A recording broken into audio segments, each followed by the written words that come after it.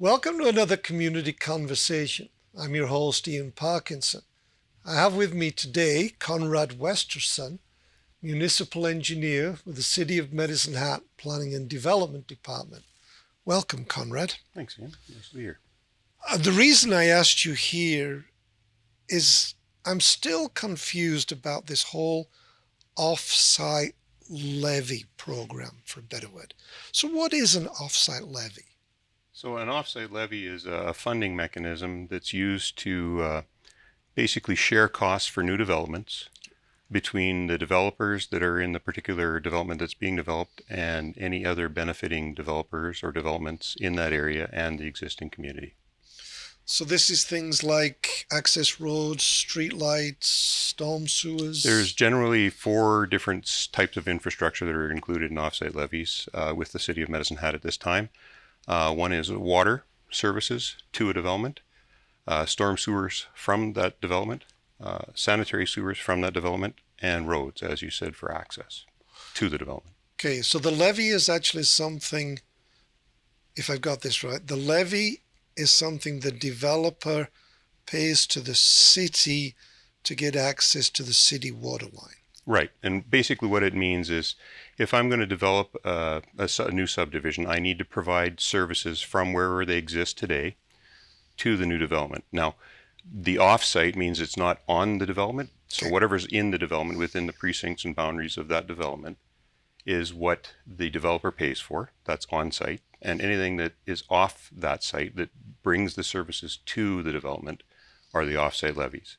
And now that those services might provide benefit to that particular development or other developments in the area. So they're shared either between those developments, those 2 or 3 developments that are in that area, based on the area of those developments and the existing city that they would benefit as well.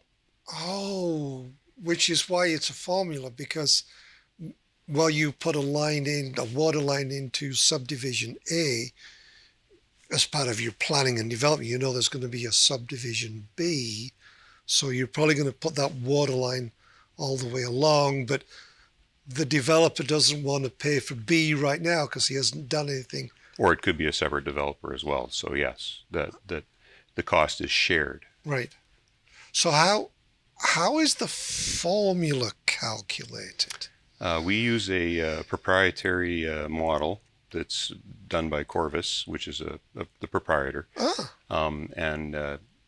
We put all the inputs into it, and we identify all the different projects that are required. We identify all of the areas that benefit. We identify the start of each project, because we only expect developers to pay for things that are within a 25-year window. So there could be a development that's out past the 25-year window, and that's actually not included in the model. We know it's coming, but it's not included in the model. So the math for that just sits and waits until it gets included. Right. And if I recall from your presentation at City Council, the Municipal Government Act is involved here too. Yeah, off-site levies are governed, and the legislation for them is under the Municipal Government Act and underneath the off-site levy regulations. And the present off-site levy bylaw from the City of Medicine Hat governs how we manage the actual off-site levies. And I believe the reason you were in front of City Council is you've just amended that bylaw. We were just trying to amend it, so the intent at this time is to update the rates based on inflation. Right. And we've had to make one alteration to the areas within the off-sites at this point in time due to benefiting areas. So is this something you do on a 2-year, 3-year? So off-site levies underneath the existing bylaw must be reviewed and updated every 2 years. Okay. And or under the Municipal Government Act, anytime there's any changes, large changes to the projects that are included or the benefiting areas or any updates that basically impact the costs. So are you looking at significant development in the future? Right now, the development that is going on is what's basically been planned through previous plans. So then, does the developer have an opportunity to negotiate his piece of the levy? Well, the offsite levies are basically created, and we talk with developers through a pretty robust stakeholder engagement program that allows them to discuss with us their staging plans, Okay. that allows them to discuss with us the projects that are identified for their areas, which are required, and usually they identify that through their development process, Right. which is through their engineering, and to say these are the projects required. They're costed and based on the actual engineering work. So we do engage them, and the costs are what boils out of the actual model. Now, I also noticed during your presentation there was something called a non-statutory public hearing. Right. What does that mean? So under the Municipal Government Act, there's requirements for statutory public hearings that are based on when you do changes to the land use bylaw, other things that are required by law. A non-statutory public hearing is something that City Council can ask for based on their desire for engagement with their public. Ah, okay. So it's an opportunity to educate and have input as well, I suppose. Yeah. Okay.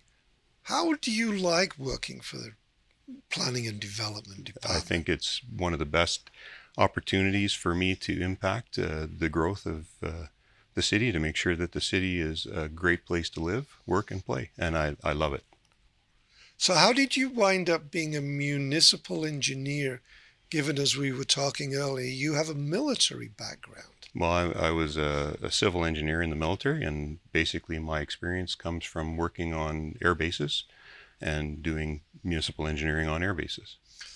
But you didn't have to worry about the off-site levy at that point. No, it was a little different. So how long have you been in Medicine Hat? I've been here for 2 years now. So what brought you here? The opportunity for a job, and it was close to home. So Now home is... home was in Lethbridge previously. So you're born and raised there? No, my wife was born and raised there. Ah, that's what My parents are there, and her parents are there. So what can you see? There's a large discussion these days about housing affordability and housing availability. Now, I know you have to be careful because you're a city employee, but do you have any visions on what that might look like? I have absolutely no input into that. I don't know anything about that. Is there anything else you'd like to add? I think that was offsite levies are something that the city works with developers on, and it really doesn't impact the general public until they buy their lot, and that's based on the costs that the developers have created. So if somebody has an issue or a question, the non-statutory public hearing would be the place to do it. Yeah. Awesome. Well, thank you for coming in, Conrad. Thank you, Ian. Thank you for watching.